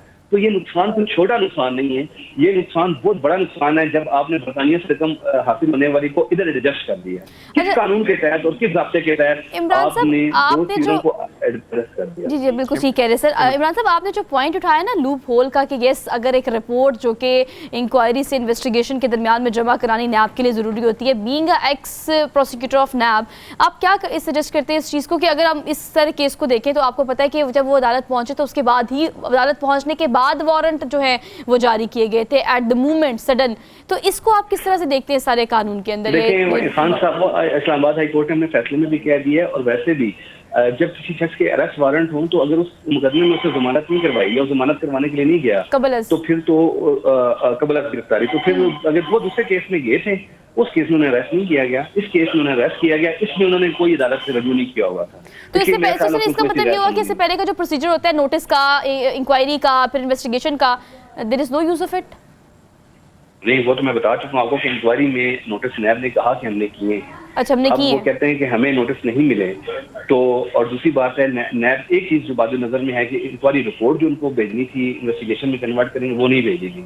तो इसका फायदा तो यकीनन अरेस्ट वारंट, मेरी नजर में तो अरेस्ट वारंट जो जारी करना उससे पहले की जो रिक्वायरमेंट पूरी करनी चाहिए थी जरूरी वो थी। शायद इस केस में उस तरीके से मुकम्मल नहीं की गई। और उसका फायदा उनको अभी मिल सकता है, जमानत के लिए भी मिल सकता है और अदरवाइज भी मिल सकता है। जी हरमीत। इमरान साहब, जिस तरह आप बात कर रहे हैं कि एक तरफ तो जो नए कवानीन है और मामलात हैं तो उसमें खान साहब को तो फ़ायदा पहुंच जाएगा, लेकिन इस तरह का जो केस है जो आपने तफसीलन सारी गुफ्तगू फरमाई कि किस तरह क्या क्या मामलात कौन कौन लोग मुलविस हुए और फिर बाद अज़ां वो लोग अलग भी हुए इस केस से, तो क्या लगता है कि ये जो ट्रायल है, हमने माजी में देखा कि ट्रायल जो है काफ़ी अरसे तक चलता है, तो क्या इस किस्म के ट्रायल, ये नए जो कवानीन है इसके मुताबिक नए ट्रायल क्या बहुत जल्दी अख्तिताम को पहुंचेंगे या इसमें भी उसी तरह अरसा लगेगा? देखें, ट्रायल जो है वो तो बहरहाल उसका अपने एक तरीक़ाकार होता है, उसकी अपनी डायमेंशन होती है, वो लंबे अरसे तक भी चल सकता है। पहले परेशानी ये होती थी कि ट्रायल चलने के बाद बंदा भी जेल में रहता था, तो अब मेरा ख्याल है ऐसा नहीं है। तो खान साहब अगर जमानत पर रहा हो जाएंगे, इस केस में बाहर आ जाएंगे, तो बाद वो खुद भी ये चाहेंगे कि मेरे केस लटकते रहे, जिस तरह की बाकी सियासतदान चाहते हैं और जिस तरह इमरान खान साहब खुद तोशाखाना केस में जिसको लटकाते रहे और चार्ज के लिए आखिरी हद तक उन्होंने कोशिश की कि मेरे ऊपर चार्ज फ्रेम ना हो। तो खान साहब खुद भी जब अपनी जात पर मामला आता है तो बहरहाल हमारे यहाँ कोई बंदा भी ये नहीं चाहता कि मेरे ऊपर मुकदमे का ट्रायल चल सके, तो ट्रायल को लटकाने की कोशिश होती है। तो वो तो पूरी तरह कोशिश करेंगे कि मेरा केस किसी तरीके से लटके, जो कि वो करते रहे, माजी में नजर आता रहा है। वो चार्ज तक उन्होंने फ्रेम होने नहीं दिया। लेकिन बहरहाल पनामा केस जिस साल में मुकम्मल हो गया था, तो अगर सुप्रीम कोर्ट इस केस में भी मॉनिटरिंग जज का तकर्रुर करे, और चूंकि इंसाफ तो सबके लिए एक जैसा है, तो मॉनिटरिंग जज अगर यहाँ भी तैनात हो और उसको कहा जाए कि 3 महीने 4 महीने में ये केस मुकम्मल करें, तो ये हो सकता है। अब ये देखना यह है कि सुप्रीम कोर्ट इंसाफ का कौन सा म्यार मुकर्रर करती है। एक वज़ीर-ए-आज़म के लिए उनका म्यार मॉनिटरिंग जज का था, तो इस केस में भी क्या मॉनिटरिंग जज मुकर्रर करके वो तेजी के साथ इस मुकदमे को निपटाने में इंसाफ के तकाज़ों को पूरा करने के लिए तैयार हैं कि नहीं? सर अगर वो समझते थे कि दुरुस्त है। सर जिस्मानी रोज़ा रिमांड जो है, अगर उसको बात कीजिए 14 दिन के बाद 8 दिन की, तो आप जो इंक्वायरी प्रोसीजर को जानते हैं उसके मुताबिक आप क्या प्रेडिक्ट करते हैं इस हवाले से, लाइक एक्सटेंड होगा? देखें, 8 दिन का रिमांड दिया है जज बशीर साहब ने। जज बशीर साहब ये वही हैं जो नवाज शरीफ साहब के केसों में भी रहे हैं, जरदारी साहब के केसों में भी जज रहे हैं। तो उनकी जो बेसिकली जो अप्रोच होती है वो ये होती है कि नैब को ज्यादा से ज्यादा तफ्तीश का मौका दिया जाए। तो इस हिसाब से अगर मैं देखूं तो मेरा ख्याल है 14 दिन का रिमांड मुकम्मल ही होगा। जी हरमीत। अच्छा इमरान साहब, अगर हम जज बशीर साहब की बात करें तो 3 से मेरे ख्याल में 3 दफ़ा या 4 दफ़ा उनको एक्सटेंशन मिली है। तो ऐसे में अगर हम देखें, बहुत सारे वज़ीर-ए-आज़म हाई प्रोफाइल लोग जो हैं उनके सामने पेश हुए हैं, और पहले तो हमने ये भी देखा कि उनको सजाएं भी हुई और फिर वहाँ से रियायत भी मिली। तो क्या आपको क्या लगता है इस केस में सर? ये केस भी इसी तरह ही है। इस केस में भी देखें, डिफेंस में वही वकील हैं, ख्वाजा हारिस साहब हैं, सिर्फ मुलजिम बदल गया है, जज भी वही हैं और वकलात दोनों तरफ भी वही हैं। सिर्फ एक मुलजिम बदले हैं, पहले इमरान खान नवाज शरीफ साहब थे और उसके लिए सब मुतहर्रिक थे, और अब इमरान खान साहब हैं। पॉलिटिकल डायमेंशंस जब बदलती हैं तो आपको तो पता ही है कि फिर हमारे यहाँ इसी तरीके से निज़ाम चलता है। बहरहाल ये एक बुनियादी तौर पर एक अच्छा करप्शन का केस था, जिसमें हुकूमत, इसमें जो असल बात होनी चाहिए वो ये होनी चाहिए, जो कराची की जमीनों का पैसा है जो एडजस्ट किया गया है बरतानिया से हासिल होने वाली रकम के साथ, ये गलत है। और कराची की जो भी अराजी है उसकी जो भी रकम बनती है वो उन लोगों से निकलवाई जानी चाहिए, क्योंकि वो पाकिस्तान की आवाम की जमीनें हैं, आवाम का पैसा है, वो आना चाहिए। और दूसरा ये है कि अगर जिन लोगों ने जुर्म में साथ दिया है उन लोगों को सजा भी मिलनी चाहिए। जल्द किसी को गिरफ्तार रखा जाए, किसी को जमानत दी जाए ना दी जाए, इससे कोई ज्यादा फर्क नहीं पड़ता। वो पैसा रिकवर होना चाहिए और नैब के कानून में और नैब के इसमें इसकी गुंजाइश मौजूद है। और मैं समझता हूँ ये मुल्क को नुकसान हुआ है। इमरान खान साहब ने दानिशगी में किया, गैर दानिशगी में किया, जिस तरह भी किया, लेकिन उन्होंने ये अपने इख्तियारात का नाजायज इस्तेमाल बहरहाल किया। अच्छा इमरान, आपने वेरी वेल डिस्क्राइब्ड, आपने जितना भी बताया होपफुली कि आवाम को ग्राउंड रियलिटी इस केस की समझ आ गई होगी। लेकिन सर इसको एड्रेस कीजिएगा कि जैसे आप कह रहे हैं कि इसकी इंटेंसिटी बहुत ज़्यादा थी, शायद हम रियलाइज़ नहीं कर सके। बहुत सारे केसेस थे, मतलब 100 से ज़ायद, 150 से ज़ायद थे, जिसमें जमानतें हुई, 2-3 रह गए थे। रियलाइजेशन एट दैट पॉइंट नहीं हो सकी कि इस केस की इंटेंसिटी क्या है और इसका मतलब फ्रॉम नोवेयर ना, अगर आप इदारों के खिलाफ बयानबाजी की बात करें, दहशतगर्दी की बात करें, बड़े सारे केसेस इसके बारे में बड़ी बात हो रही थी मेन स्ट्रीम मीडिया पे भी, सोशल मीडिया पे भी, वहां से रिलीफ मिलता रहा। एकदम से अगर इस केस की बात की जाए तो ये आया और इसकी इंटेंसिटी इतनी ज़्यादा थी कि गिरफ्तारी पर ही आके बात रुकी। मजीद भी आप इस हवाले से बताइएगा कि क्या इस केस की क्या ऐसी बारीकियां और क्या ऐसे नाजुक मराहिल है जिसकी वजह से आप वहां से निकल नहीं सकते, एक बंद गली में आप फंस गए हैं? देखिए, नैब ने इस मामले में बहुत समझदारी का मुजाहरा किया है और उन्होंने इस केस की जो तफसीलात हैं उसको गैर जरूरी तौर पर मीडिया में भी नहीं आने दिया और यही तफ्तीश का और इसका तरीकाकार होता है। और यही नैब पर एतराज था कि वो हर केस की मीडिया में खबर चला देते हैं और उसके बाद मुलजिम भी बदनाम हो जाता है और एक वैसी खामखा लोगों पर बुरे असरात पड़ते हैं और पोलिटिसाइज हो जाता है मामला। तो उन्होंने इस दफा अच्छा काम ये किया कि इसको मामले को ज्यादा पब्लिसाइज नहीं किया, लेकिन इसके साथ अगर उन्होंने कॉल ऑफ नोटिस जो जारी किए थे उसका वाकई ही सर्विस का अगर ठीक रिकॉर्ड मौजूद है कि वाकई इमरान खान साहब को ये सर्विस की गई है, तो फिर सिचुएशन फिर तो उन्होंने कानूनी तौर पर कोई अच्छा रास्ता इख्तियार किया। लेकिन अगर सर्विस का रिकॉर्ड भी मशकूक है और कॉल ऑफ नोटिस भी नहीं सही तरीके से रिसीव हुए, तो फिर बहरहाल यहाँ नैब ने फिर इतनी ज्यादा सीक्रेसी के साथ अगर काम किया कि उस बंदे को भी नहीं पता चलने दिया जिसके खिलाफ केस है और उससे भी वजाहत नहीं ली, तो फिर ये बहरहाल एक कानून का सही इस्तेमाल नहीं है। फिर नैब ने यहाँ भी गलती कर दी है। ठीक है Imran Shafiq, thank you so much. और आप साबिक चूँकि प्रोसिक्यूटर नैब है तो बड़े अच्छे से उन्होंने डिस्क्राइब किया है कि बेसिकली किसी भी केस को चलाने का प्रोसीजर क्या होता है। इंक्वायरी से चीज़ शुरू होती है, इन्वेस्टिगेशन पे जाती है और उसके बाद फिर आप गिरफ्तारी पर या जो भी इसका फॉलोअप होता है उसके मुताबिक आप काम करते हैं। लेकिन जो अलकादिर ट्रस्ट केस है, कितनी खामोशी से कॉन्फिडेंशियल करके इस तमाम तर केस को डायग्नोस किया गया, इस पर सबूत इकट्ठे किए गए और उसके बाद हम जब दीगर केसेस की बात करते हैं तो वो तमाम केसेस वो थे जिस पर काफ़ी ज़्यादा मीडिया में चाहे गोइयां और बातचीत हो रही थी, लेकिन फ्रॉम नोवेयर ये केस आता है और ये केस इतनी इंटेंसिटी का होता है कि इमरान खान साहब की गिरफ्तारी हो जाती है। तो नैब की सारी इंक्वायरी किस तरह से उन्होंने कंडक्ट की, ये भी नैब की तरफ से रिपोर्ट की सूरत में आना भी बाकी है। हमने एक ब्रेक लेनी है, वापस आएंगे। आप देखते रहिए प्रोग्राम जिसे हम कहते हैं गुड मॉर्निंग पब्लिक।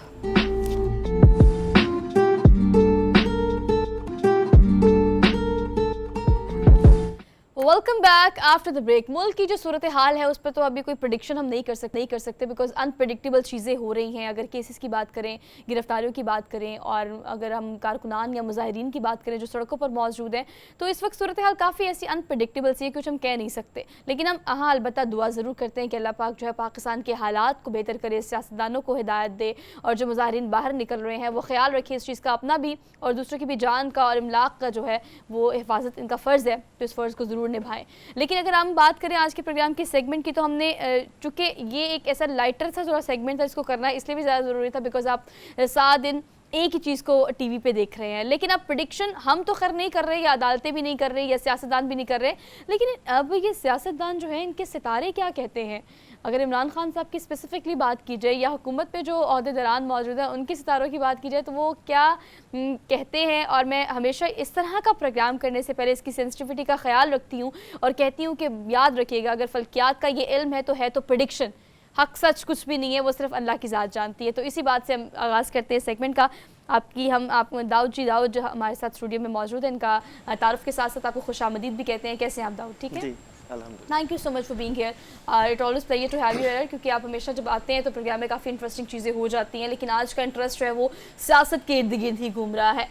तो let's talk about and start from Imran Khan कि अगर आप टैरो कार्ड रीडर हैं तो ये इमरान खान साहब के कार्ड क्या कहते हैं, कितनी देर से रेताब रहेंगे? हाँ बिल्कुल ठीक, और बड़ी मेहरबानी आपने प्रोग्राम में बुलाया। और ज़ाहिर बात है सियासत का इस वक्त जो है ज़ोर शोर है और हर कोई परेशान है कि मुल्की हालात किस तरफ जा रहे हैं। तो खान साहब के हम कार्ड निकाल लेते हैं, मौजूदा एनर्जी क्या कहती है कार्ड की, उसको हम फिर प्रेजेंट भी करते हैं अपने नाज़रीन के लिए। तो इमरान खान साहब के जो है मौजूदा कार्ड स्किल की बात करें, आप कार्ड निकालें, कार्ड स्किल की हम बात करें तो प्रोग्राम से पहले जब मैं दाऊद जी के साथ बैठी तो मैंने ये कार्ड, क्योंकि मैंने पहले भी बहुत सारे इस तरह के प्रोग्राम्स किए हैं, एक नई चीज़ है, एक नया इल्म है, लेकिन अलबत्ता अगेन है प्रेडिक्शन का इल्म, लेकिन इल्म है। और इससे जो कार्ड आते हैं, कार्ड अब बाकायदा आपको दिखा कर कि कार्ड के ऊपर किस तरह की पिक्चर है, वो क्या डिपेक्ट करती है, क्या मुस्तकबिल करीब और मुस्तकबिल दूर के बारे में बताती है। तो ये कार्ड्स दिखा कर ही जो दाऊद हैं आपको इस हवाले से डिस्क्राइब करेंगे। तो जी ये कार्ड निकल आए हैं इमरान खान साहब के। अब ये कार्ड्स जो हैं जी क्या डिपेक्ट कर रहे हैं? इस वक्त तो मौजूदा पोजीशन में पहले इमरान खान की बेहतर पोजीशन थी, कार्ड कहते हैं, मगर इस कार्ड को वक्त जरा दिखाएं दोबारा से क्लोज करके ना पहले वाले ये को, पोजीशन ताकि आप इस कार्ड को डिस्क्राइब कर लवर्स सकें। यानी कि बेहतर पोजीशन पर बैठे हुए थे। ठीक है, ये जो पिक्चर ये जी, डिपेक्ट करती है। और दूसरा कार्ड आपको कैद में है। हाँ, ये देखिए, ये कार्ड गौर से देख ले, बिकॉज देखिए कार्ड बहुत सारे इनके हाथ में थे, उसमें से एक कार्ड इन्होंने निकाला है और वो जो कार्ड है उसके मुताबिक इसको ये पकड़े जो हुए हैं, कोई समझ नहीं लग रही इनको क्या करना है, किस तरह के ज़ेरे ऑप्शंस हिरासत है, हैं। ये फील जो है ठीक है। कैद वाली है। अच्छा, थर्ड दूसरा कार्ड में ये 3 दिन में फैसला हो सकता है कि इनके मामला किस तरफ जा रहे हैं, मजीद 3, यानी कि इसको हम 3 का हाउस अगर हम न्यूमरोलॉजी से कहें 8 भी कहते हैं, जिस तरह कहते हैं कि 8 दिन का कोई मामला या 3 दिन का, न्यूमरोलॉजी जो है अकॉर्डिंग टू उसको दैट हाँ जी। मगर ये जो है इमरान खान साहब बाहर आ जाएंगे, बिलाखिर बाहर आ जाएंगे। कितना टाइम रहेगा, तो प्रेडिक्शंस क्या कहती हैं इस हवाले से? देखें इस सारे क्राइसिस में कितना टाइम रहेगा? क्राइसिस का वो भी हम देख लेते हैं। मौजूदा पोजीशन में तो वो जो सिचुएशन है वो मैंने आपको बता दी है। तो ये वाला ओवरऑल क्राइसिस जो क्राइसिस की हम बात करें, एक्चुअली आप कार्ड निकालें, जी। एक्चुअली हम बात कर रहे हैं उस दौर की जिस दौर के बाद इमरान खान साहब पे केसेस और ये करप्शन और तमाम चीज़ें चलती रही हैं, और उसके बाद अब देखना ये कि इन सारी सिचुएशन से वो कब और किस तरह से निकलते हैं। ऑल द पॉलिटिशियंस जो होते हैं उनकी ये चीज़ें ऑन एंड ऑफ फरमीत चलती रहती हैं, तो खैर इसके बारे में हम कुछ कह नहीं सकते, लेकिन फिर भी चलिए प्रेडिक्शन है कि ये सारी सिचुएशन जो है वो कब तक उनकी पॉलिटिक्स में क्लियर हो जाएगी।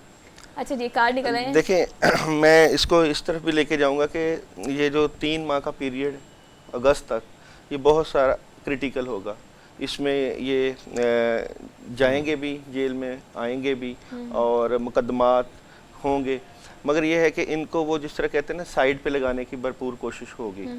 और क्योंकि इसमें 2 कार्ड आए, एक मायूसी वाला, टेंशन वाला, क्रिएशन ऐसा कार्ड भी है, और थर्ड कार्ड जो है ख्वाहिशात की तकमील के ना होने वाला भी है, प्रॉब्लम वाला जो है। तो इमरान खान साहब को आगे जाके मज़ीद प्रॉब्लम का सामना करना पड़ेगा। हुकूमत पे आ जाते हैं, क्योंकि हमने ये इमरान ओरिएंटेड सेगमेंट तो खैर नहीं करना, लेकिन हम जानना चाहते हैं कि मुल्क की सियासत, मुल्क की माशी सूरत हाल में चीज़ें क्या क्या हो रही हैं।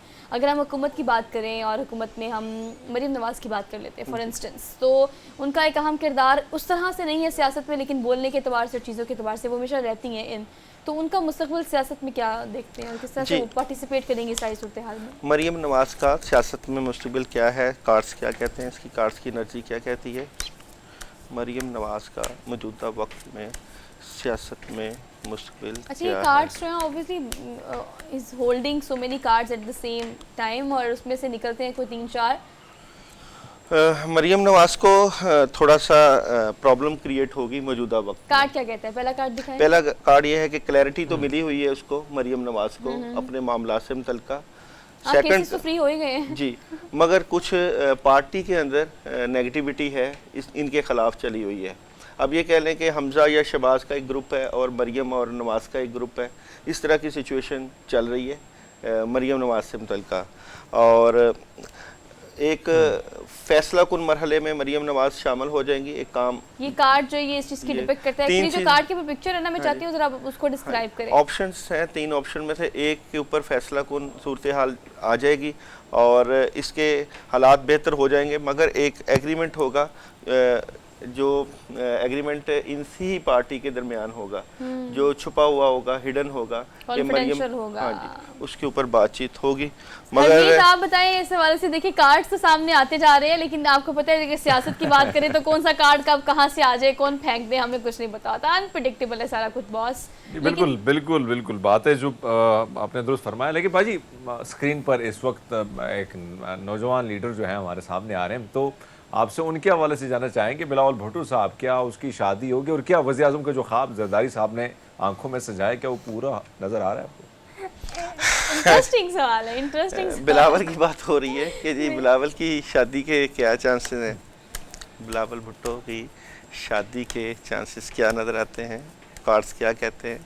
बिलावल भुट्टो सियासत का ही पूछा, ज़िंदगी जिंदगी शुरू करने का ही पूछा है हरमीत पाजी ने। अब बताएं शादी करीब, मुस्तकबिल करीब और नहीं, ये अभी जब तक ये इलेक्शंस की चीज़ें क्लियर नहीं होंगी शादी से दूर भागेंगे। अभी पहला कार्ड दिखाएं। शादी कर सकते हैं, सारे मामलात इनके हाथ में हैं। अच्छा। सारी एबिलिटीज है, मगर ये शादी से भाग रहे हैं। अभी तो भाग रहे हैं हरमीत बाजी, सारी उम्र तो नहीं भागेंगे सर। आपकी सोच बिल्कुल सही साबित हुई है। और ये है कि शादी से मुतल्लिका जो है, जब तक इनको क्लैरिटी नहीं मिलती गवर्नमेंट से मुतल्लिका, मामला से मुतल्लिका, तो जिस तरह आप कह लें कि शादी के ऊपर इन्होंने खुद ही कोई बंदिश लगाई हुई है अपनी, मतलब टोटल फोकस सियासत पे है, सियासत पे है इस वक्त। घर की सियासत पे कोई फोकस नहीं है। जी, घर की सियासत पे नहीं है, मगर टोटल फोकस सियासत पे है इस वक्त। डिले है इनकी शादी में, अभी नवाज भी डिले है। शरीफ के जो कार्ड है काफ़ी अरसे से मेरे ख्याल से, चूंकि वो सियासत से भी आउट है, मुल्क से भी आउट है, तो काफ़ी ज़्यादा बात नहीं होती। हाँ, अलबत्ता हम इंतज़ार में ही हैं कि वो कब आएंगे वापस। तो नवाज शरीफ के कार्ड इस हवाले से क्या कहते हैं, उनकी जो पॉलिटिकल लाइफ उन्होंने गुजारी है पीछे बहुत एक लंबा अरसा, 3 दफ़ा इक़्तिदार में रहने के बाद, अब जो है वो भी शायद इंतज़ार कर रहे हैं, आम आवाम भी कर रही है, उनकी पार्टी भी कर रही है, और उनके जो मानने वाले, जानने वाले, उनको फॉलो करने वाले हैं वो भी कर रहे हैं। तो नवाज शरीफ की क्या चांसेस, उनके सितारे क्या कहते हैं उनकी सियासत को लेकर? नवाज शरीफ की अगर हम सियासत को लेके बात करें तो नवाज शरीफ अभी पाकिस्तान नहीं आएंगे, और पोजीशन ज़रा वीक है अभी तो।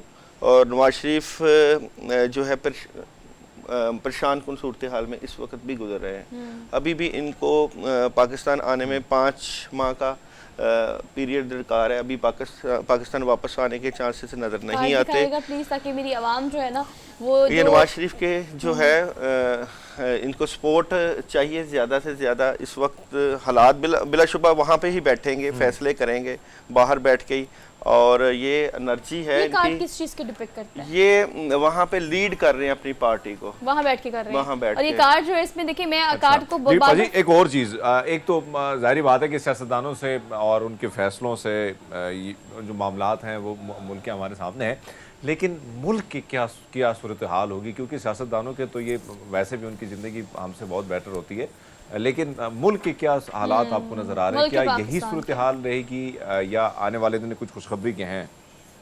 जी, देख लेते हैं कि पाकिस्तान की हालात किस तरफ जा रहे हैं मौजूदा पोजीशन में से। अच्छा, ये बात और सवाल बिल्कुल वैलिड इसलिए भी है कि अगर हम इम्तजाज की बात करते हैं तो सियासत, मैशियत और हमारी मुल्क की सूरत हाल जो जिस तरफ जा रही है उसमें जिन जिन इदारों का किरदार है, ऑल दो के पाकिस्तान की बेहतरी के लिए और पाकिस्तान की तरक्की के लिए, हालात बेहतर करने के लिए पाकिस्तान का इटसेल्फ मुस्तकबिल क्या है, इस हवाले से भी जो कार्ड है वो निकल आए हैं, और ये पाकिस्तान के, not on a personality, Pakistan के कार्ड्स हैं। पाकिस्तान के अगर मामलात की बात करें तो पाकिस्तान के हालात इंशाल्लाह जाएंगे बेहतरी की तरफ, मगर अभी तो लड़ाई झगड़े होंगे। और ये जो महीना जो जा रहा है जून और जुलाई में, तो आपस में मामलात डिस्टर्ब रहेंगे, मगर इसमें पाकिस्तान की अदालतें जो है वो बहुत कलीदी किरदार अदा करेंगी। जस्टिस का कार्ड मेरे पास मौजूद है। अच्छा, ये कार्ड को बार बार मैं दिखाने के लिए इसलिए कह रही हूँ बिकॉज जो ऑडियंस है वो इस चीज़ की वैलिडिटी को देख सकती है कि कार्ड की डिपिक्शन क्या कहती है। कार्ड के ऊपर एक जो बना हुआ है जस्टिस, अदालती अमूर जो है वो बड़े वाजे हो जाएंगे, यानी अदलिया बड़ा बेहतर किरदार अदा करेगी आगे जाके। और ये जो तीसरा वाला कार्ड है, चौथा वाला, ये वाला तो अभी लड़ाई झगड़ों और आपस में बहस व तकरार वाला, जिस तरह की सिचुएशन इस वक्त बनी हुई है उसी के ऊपर ही मामलात हैं, और कुछ चीज़ें ठीक होने भी जा रही हैं। और एंड वाला कार्ड जो है वो बेहतर हालात की जो है वो अक्कासी करता है। बिलाशुबा अगर हम यहाँ पे ये कहें कि इस्टेब्लिशमेंट जो है वो दूर रह के भी किरदार अदा करेगी इन सारे मामलात में, तो पाकिस्तान की जो है पोजीशन में 2 अदारे किरदार अदा करेंगे, एक अदलिया और दूसरा इस्टेब्लिशमेंट।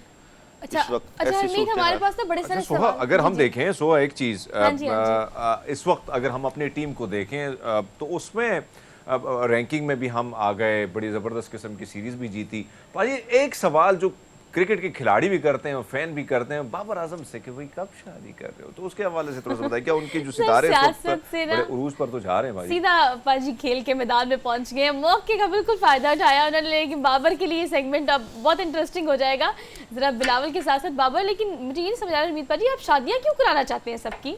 बिलावल की भी शादी का सवाल कर दिया आपने, बाबर की भी शादी। सवाल ज्यादा उठ रहे हैं ना, मैं अपनी शादी के हवाले से भी फिक्रमंद हूँ दूसरी, लेकिन ये कि आम आवाम ये सवाल करती है, ज्यादा आ रहे हैं। मैं समझ सकती हूँ आपके जज्बात, आम आवाम जो है ना ये सवाल ज्यादा करती है, जनता जानना चाहती है। तो बताएं जरा शादी बाबर, हाँ बाबर की शादी के बारे में बताएं कि भी अब कब कब कैसे कहाँ किसके साथ क्यों और किस वजह से और क्या वजह बनेगी? बाबर की शादी की कार्ड की स्टोरी निकालते हैं। हमारे पॉलिटिकल सेगमेंट में बाबर की ऐसी एंट्री हुई है ना कि अब हम देखें कि आपके टेरो कार्ड्स जो है वो क्या कहते हैं आपकी शादी को लेके, बिकॉज अवाम wants you to get married soon. देखें जी, ये सच तो ये है कि खिलाड़ियों ने बड़ा तंग किया है। आपने शाहिनशाह अफरीदी के कमेंट्स अगर आप देखें या रिजवान के देखें तो इसलिए सवाल बनता है। अच्छा जी, बनता है। पेरेंट्स की मर्जी से करेंगे। ये मेरे पास इनके पेरेंट्स का कार्ड आ रहा है। अच्छा और जी। उन्हीं की ख्वाहिश से होगा।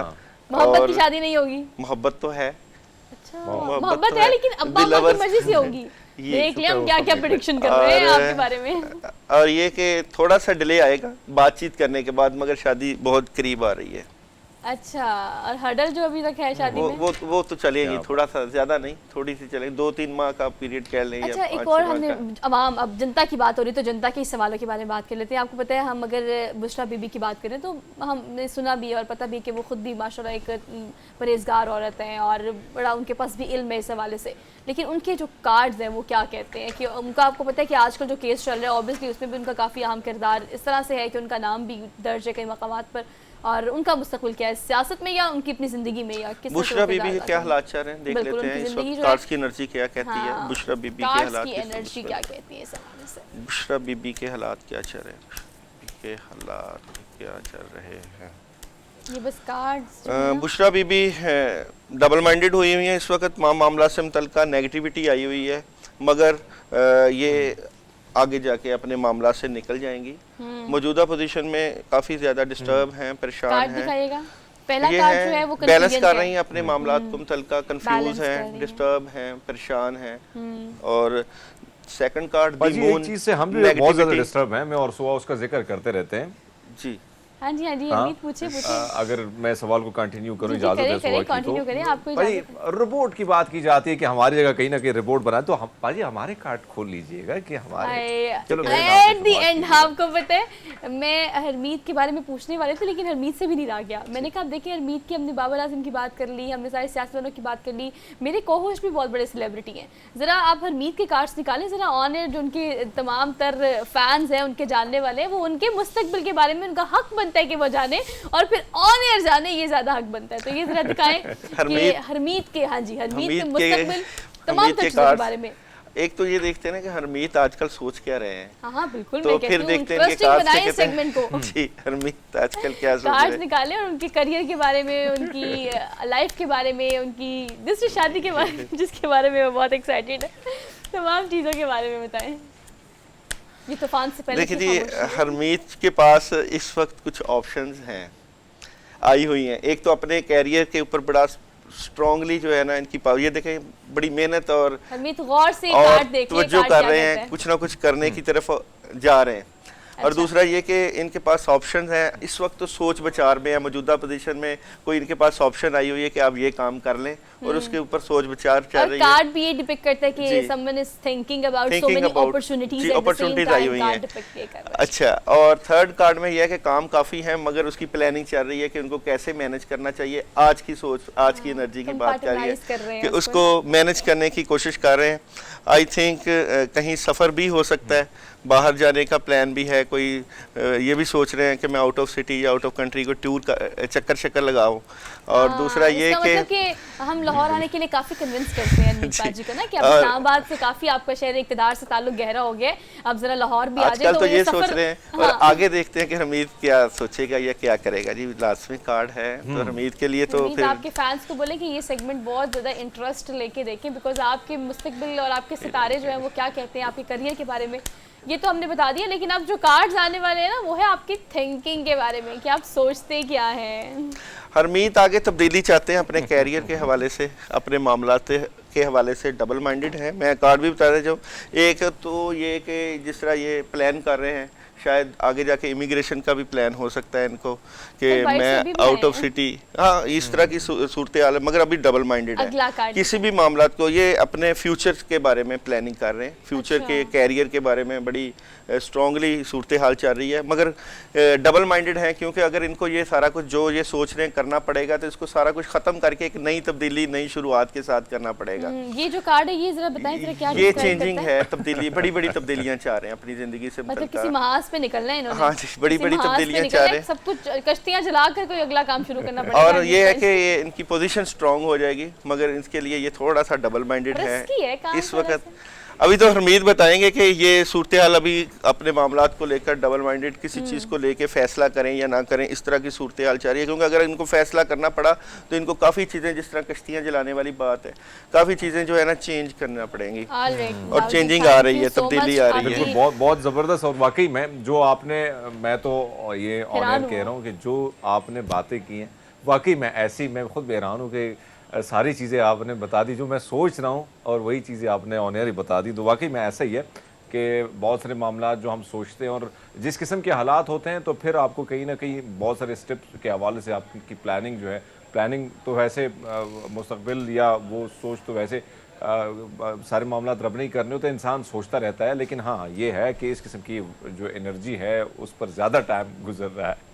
जबरदस्त जी। चले जी, अच्छा हरमीत ने तो इस बात को सेकंड कर दिया, मैं भी इस बात को इसलिए सेकंड करना चाहती हूँ कि ऑल दो जो भी मुल्क की सूरत हाल है, सियासतदानों की सूरत हाल है, वो हमारे सामने है। लेकिन इस इल्म के बारे में मैं हमेशा कहती हूँ कि जो प्रेडिक्शंस इन्होंने इन कार्ड्स के जरिए की हैं वो एग्जिस्ट करती हैं, क्योंकि फल्कियात का इल्म जब एग्जिस्ट करता है तो ये तमाम तर चीज़ें भी एग्जिस्ट करती हैं। तो आप इस सुने, देखें, इस पर अमल भी करें। लेकिन उसके बावजूद भी एक चीज़ जो आपने अपने माइंड में रखनी वो ये कि ऑल दो ये है प्रेडिक्शन नहीं, अल्लाह की ज़ात ही जानती है कि क्या होगा, कब होगा, कैसे होगा।